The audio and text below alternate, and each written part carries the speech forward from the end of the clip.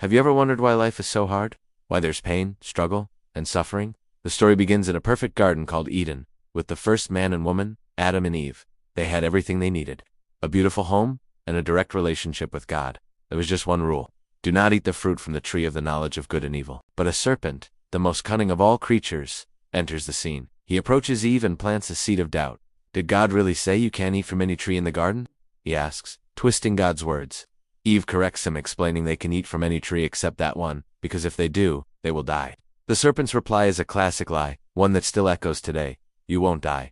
God knows that if you eat it, your eyes will be opened. You'll be like gods, knowing good and evil. The temptation was powerful. Eve looked at the fruit.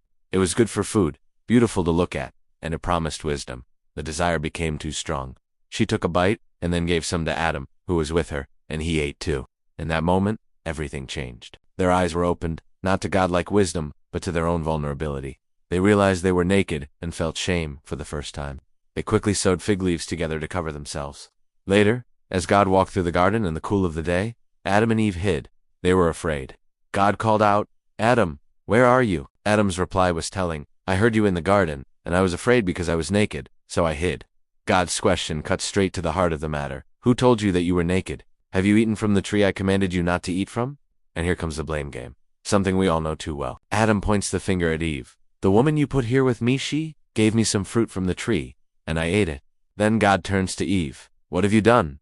Eve, in turn, blames the serpent. The serpent deceived me, and I ate. No one took responsibility. It was always someone else's fault.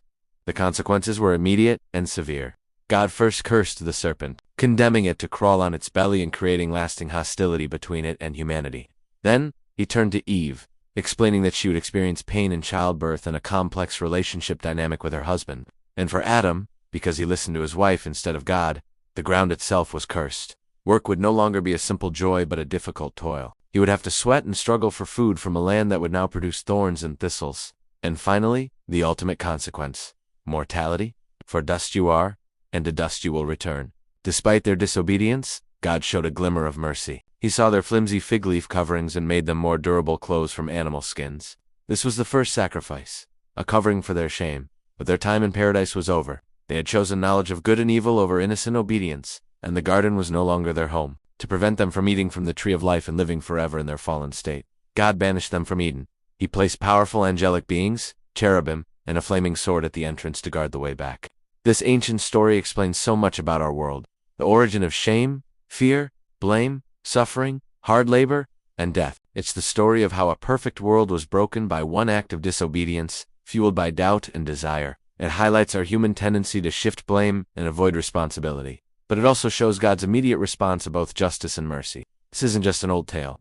It has a foundational story that shapes our understanding of the human condition and our deep-seated need for redemption. Thanks for watching. If this story resonated with you, please like, share, and subscribe for more deep dives into the stories that define us.